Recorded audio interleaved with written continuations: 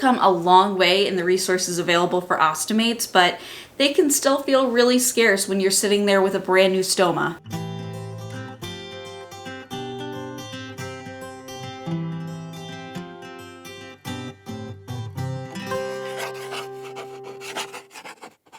Hey guys, it's Maggie and I am back today, and in today's video I thought we could talk about all of the ostomy resources that I'm at least aware of and put them into one video, because I know the feeling of sitting there with a new bag and just trying to figure out what the heck is going on, what's available to you, and how you're gonna go home and live with this thing. I received my ostomy surgery about 15 years ago. I was 16 at the time, and there was not a whole lot out there. I was basically given a couple of pamphlets to talk about ostomy care. They were very short and sweet. There was not a lot of substance to them. And I remember still being in the hospital, going out into the hallway to the communal computer that was available to all the patients, and my dad and I just trying to look up information about stomas and ostomies and how to change them and how to get them to stick. That was the big problem. And we found one forum where this mother was talking about, I think, her son or daughter and how she was helping them care for it.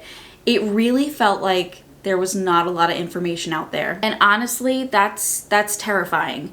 When you know that you have to go home and live with this thing and try to live a normal life, and seeing that there really isn't a ton of information available and people don't seem super educated about it, what the heck are you supposed to do? We've come a long way. Now you type in ostomy on Google and there's so much information, but I know that it can still feel really confusing, and it can be really hard to navigate what's good information and what might not be. So for this video today, I am primarily focusing on resources available within the US. That's where I am, that's where I'm located, that's what I'm most aware about. Some of the things that I will mention though do go outside, so make sure you're doing your own research on the different things that I mention. And I really want to talk about, you know, where to find education, where to find actual help for stoma and peristomal skin issues, where to find help on how to use product, where to get product, especially for those of you who might be struggling financially, where to find free or at least lower cost supplies, because I've been there where I've had to pay out of pocket for my supplies and it was $400 a month. That is a really big bill to have to take care of. And it feels completely ridiculous, but so many patients are put in that position. So we're gonna talk about that as well. But before we jump into all of the wonderful resources, I do wanna thank today's sponsor, which is Stoma Cloak. I have been using my Stoma Cloak for a few years now, and while it technically is an ostomy cover, and yes, it cloaks your ostomy bag, it goes well beyond that. It has a number of functions that have been really important to me, so I'm gonna share those. First of all, we've got some warm weather coming in, and as that happens, I tend to get a little bit sweaty around my ostomy bag. The fabric tends to hold on to some moisture. That is not a great thing. That can sometimes cause irritation. It can cause some fungal infections. I don't want to deal with it. My Stoma Cloak helps wick that moisture away. It helps, especially after showering or bathing or swimming. It can help pull that moisture out of my ostomy bag so that way it dries so much faster, protecting my skin. Along with moisture, it helps with leaks. Now, primarily for myself, I've had leaks from the rings of my two-piece bags. I've had pinhole leaks where somehow a hole got in the plastic. I've had leaks from the end of my bag when I use drainable bags, and occasionally leaks under the flange. There's a lot of places that your ostomy bag can leak. It's kind of annoying, but this guy covers all of those areas, allowing me time to find a restroom if I need to do a change. And it has protected my clothing, it's protected my skin from my output, which once output gets on your skin, if it's sitting there for a while, it can cause some skin breakdown. So I have been very thankful for the moments that this guy has caught some unexpected leaks. I've also had it help with odor. Sometimes I like to really try out my bag, see how long it'll last. And the longer I wear it, I start to notice there's a little bit of a scent coming to it. So I will place on my Stoma Cloak and I notice that it wicks that odor away. I can take the Stoma Cloak off within like about an hour and the odor's gone. And it can even help muffle that crinkling plastic noise if that's something that bugs you. I know for myself, during intimate moments, that's when it really bugs me. I don't want to hear crinkle, crinkle, crinkle. So I like to wear my Stoma cloak and it helps muffle. Plus it lays flat under clothing and it looks nicer than the medical beige that I'm used to seeing every time I look down. So if this is something that interests you, I really highly recommend a Stoma cloak. I think it's great for the new ostomy patient, but also the experienced one. Make sure to check them out at stomacloak.com. I really think you're gonna love how comfortable they are, but also all the different functions. Okay, so let's jump into all of the different resources available to those of us living with stomas. I think your number one resource is going to be a WOCN. This stands for Wound, Ostomy, and Continence Nurse. This is a specially trained and certified nurse that specifically helps you with your ostomy, but also with wounds, also with continence issues. If you didn't know, I actually was in school for about half a second to become a WOCN because I am an RN, but when I was going to Emory University. I started the wound class, I got almost to the end, and then I started having all the issues with my colon that I wound up getting removed a few months later. So unfortunately, I am not a WOCN, but I did go to school, so I kind of understand how they work. With WOCNs, they can drop different certifications. So there are a lot that are just wound ostomy and they drop the continence, because I remember I shadowed in the hospital WOCNs, and sometimes the continence they don't use quite as much, so it's more useful for them to just keep the W and the O, but they are specially trained. They work with wounds and stomas, and sometimes they can go hand in hand because sometimes you have surgical incisions near your stoma, sometimes you wind up with different skin issues that are near your stoma, like different wounds, so they can use both of their skills to help you with your ostomy. This is something that your hospital may have on staff. They might not, depending on the size and their resources available to them. You can ask for a case manager to see if they can help you find a WOCN, but you can also find your own ostomy nurse through the UOAA. That's the United Ostomy Association of America.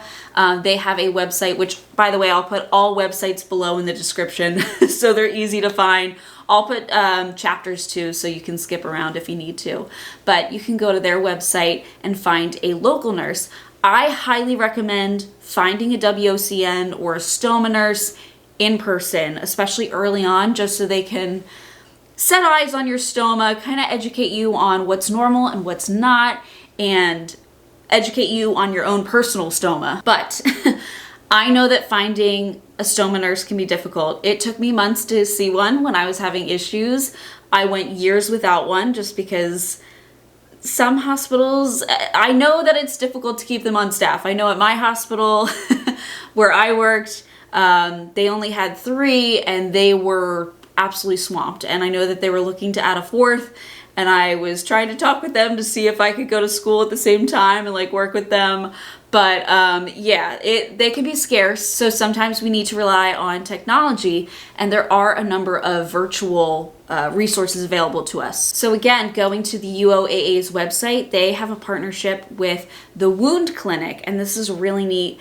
This is a company that offers virtual appointments with you, telehealth appointments with you. Basically, they give you access to a certified nurse for 30 days. You can have a telehealth assessment in the beginning. They can provide you education and different resources. They can email, text you, answer questions and stuff like that. And then you can have a follow-up assessment. All of this is within 30 days, and I believe it's $125, which I know that can be a big expense as well, but being out of pocket, not going through insurance, I think it's a really good option for somebody really struggling with their stoma, really struggling to find an ostomy nurse of their own, especially if you're finding it difficult to leave your house to find one. This is a great option, but there are a few other telehealth resources as well. One of those resources is CoreStrata. So they are limited by state, but they do cover a number of states. I worked with a company who was trying to do something very similar to CoreStrata. They were trying to do a telehealth nurse system for those with ostomies, and me and my boss were in charge of finding nurses. The way nursing licenses work is half of them, it seems like, are compact states, which means that a nurse licensed in, say, I don't know, New Jersey can work in multiple states that have reached this compact agreement. But there are some states that are not part of that, so that nurse would have to individually apply for multiple licenses. That's why a lot of these companies find it difficult to find full coverage for the full country. That was my issue. I have a Pennsylvania license, and at the time they were not a compact state, so I wound up having to individually apply to New York, New Jersey, and California was the most, that was the biggest pain in the butt, and I think the most expensive. And I gave up. But anyways, for Core-Strata, it's $80 for a 45-minute session and then $25 per additional 15 minutes with their telehealth nurse. It is out of pocket, or you can use an FSA or HSA account if that's something that you have. Another resource is Ostomy RN. Again, same thing. This is limited by state. This is a little bit more limited. She offers in-home care in the Denver area. I think I've had email conversations with her before, but she offers in-home care for Denver area for $150 an hour. She also does offer telehealth resources, again, limited by state. So she offers help in Colorado, Texas, Wyoming, and New Mexico at the time of this filming, and her rates start at $75 an hour. So those are some different ways that you can find telehealth help with your stoma. They can use video to evaluate your bag. It's something that you want to be prepared for ahead of time before your call, because it might require you removing your ostomy bag, showing your skin. I'd have some toilet paper on hand in case you have an explosive stoma. It's something that I did with patients, and we found it very helpful. I found it very rewarding, and the patients seem to find it very helpful to talk to a nurse. Okay, let's talk about product help. So I have found, and I think one of the earliest resources that was so helpful to me was actually talking to product manufacturers or product specialists that work for the product manufacturers. When I first got my ostomy, my dad and I, we didn't know what the heck we were doing. We didn't know what was available for ostomy patients. And so I don't remember who mentioned it, but somebody said, hey, why don't you call Convatec? Why don't you call Hollister and see if they can direct you with products? So we talked to a product specialist at one of those companies, and they were so incredibly helpful because they know the products best and they know what products worked best with what products. Some of these companies even offer telehealth support. I know that Convatec, I believe, has a relationship with Core-Strata, so you can talk to an ostomy nurse through them. But yes, they are the best at knowing their own products that they put out there. In my own time, in my own work, I have worked behind the scenes with Convatec on some of their product development, and they are very thorough about understanding how their products work, testing them out.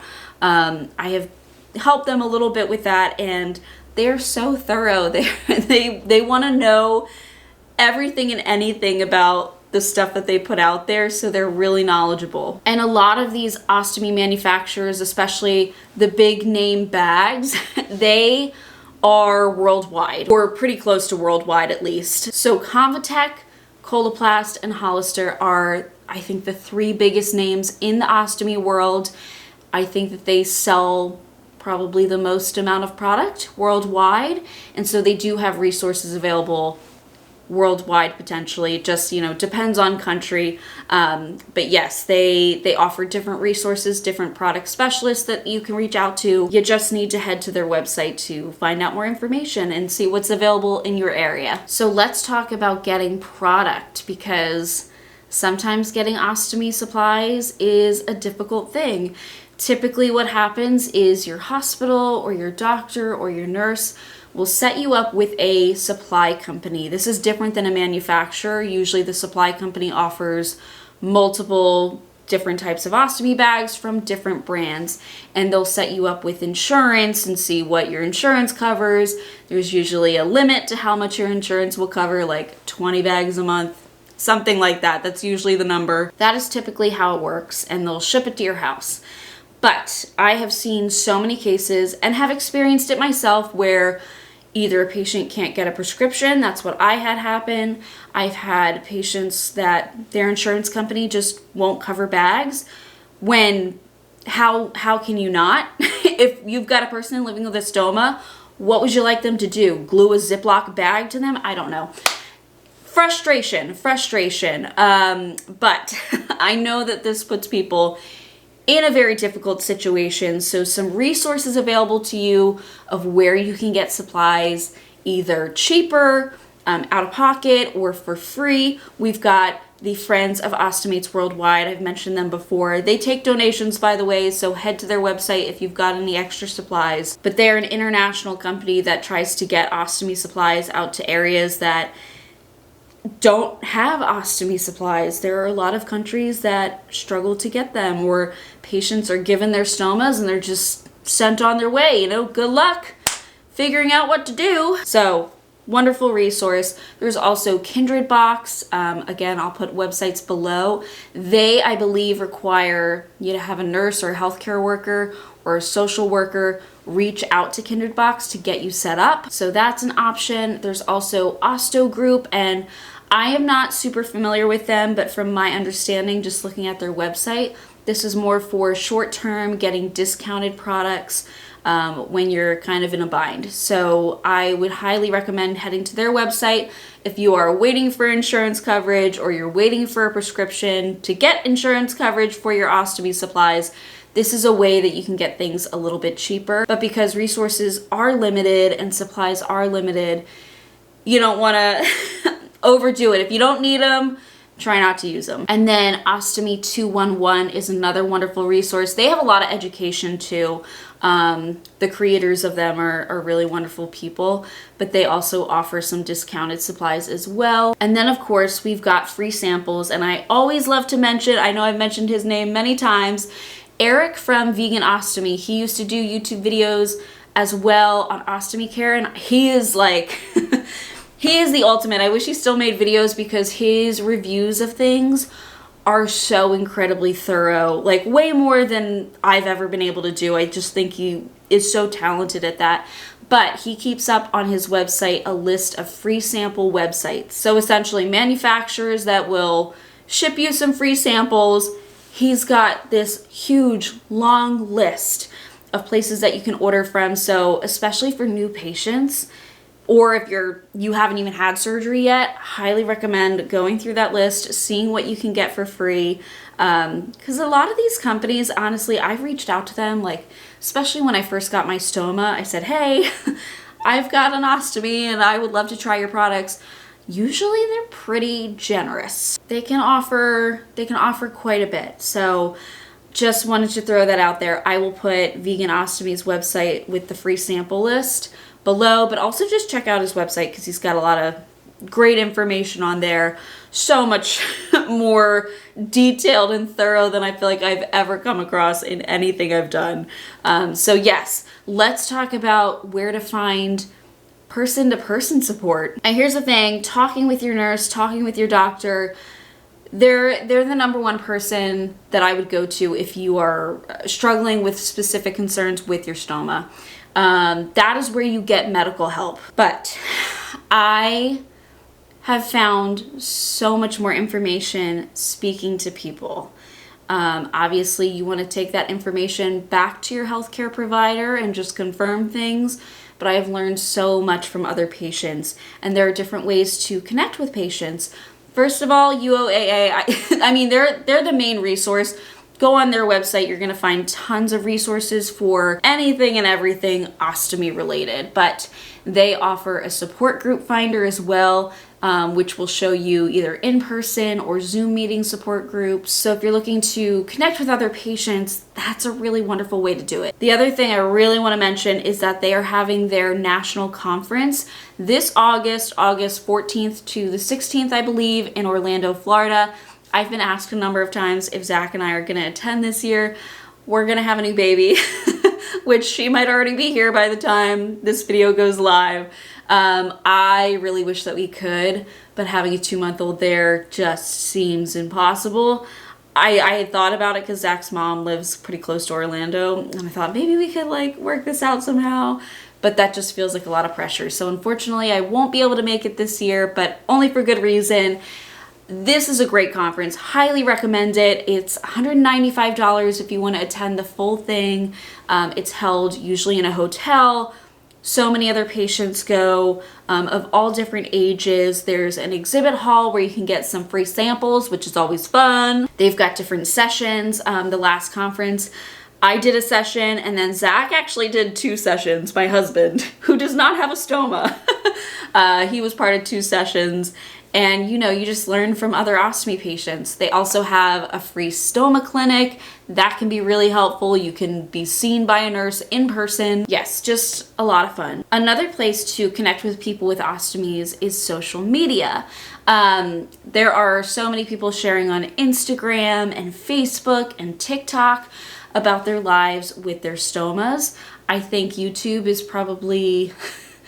There aren't many people on YouTube that post consistently about their stomas. I wish there was. But yes, there are so many people sharing their lives with their stomas. And obviously you want to take it with a grain of salt. You want to look into things. Never take medical advice from online, from on social media. Take that information and bring it back to your healthcare professional. Even with my videos, I know I'm a nurse, but I'm not your nurse. So take anything I say or anybody else online, take that info to your nurse or your doctor and just clarify things and make sure that things are safe for you, because everybody's stoma is a little bit different. But I will say, I think my favorite place to find information or see other people's experiences are Facebook groups. I think that wonderful questions are asked and answered. The thing that I would be really careful about with Facebook groups are with any social media really, there are sometimes people that are in very down places with their stomas, and that can be difficult to read or see, and sometimes it can make people feel really hopeless. And that's not to diminish their own experiences, but when people are just looking for answers to questions, sometimes the people struggling really come in and put a downer on it and just make you feel like, oh gosh. I really like the questions and the people that answer them that are super helpful, give their own perspective, especially when they've got unique things going on with their stomas, like if they have a loop stoma or a retracted one, or whatever. But I love being part of them. I love, occasionally answering questions if I can. I think that's a really great place to start. I don't have any groups in particular that I'd recommend. I would just type in ostomy, search for groups or pages. A lot of them let you post anonymously. So if that's something that you would like, most of them do that. Most of them make it so it won't appear on your personal Facebook page, which I know some people don't necessarily want the world to know about their stoma. I know on my Facebook page, my personal profile, I don't share a ton about having an ostomy or even posting on YouTube. Another place that you can try to connect with people is through your doctor or through your nurse. Sometimes they have patients that are super willing to speak with new patients, and I had been offered that when I first got my ostomy. I didn't take them up on it because I was very against having a bag at the time. But there are some patients that say, hey, if you have anybody that's really struggling, send them my way. Here's my information. That could be a really great place to start. And also, I think one of the ways that I have connected the most with people and been able to chat with people and ask questions is actually just by sharing the fact that I have an ostomy. In college, that's really when I started to blossom and be able to share about living with a bag. I felt like I could normalize it a bit, but once I started sharing, I met people. I met two other people in my dorm room sophomore year that had Crohn's disease, and one of those other people also had an ostomy bag. This was not a big dorm either, so there were 2 of us living with a bag in the same dorm, and I wouldn't have known that if I was not open. So that was a really neat experience. But I have mentioned a bunch of different medical experiences I've had, and that's when I find out about people I never would have known that had gone through the same thing. Maybe they didn't have their stoma anymore, but they did at one point, and it was a great opportunity to be able to connect and ask questions. Now, I know that's not always the easiest thing to do.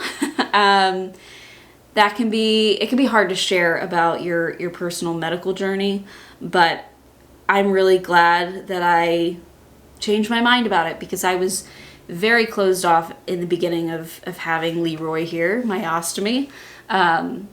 But speaking about it made me learn so much more, made me understand what was normal for me and what wasn't, and really led me down a career path.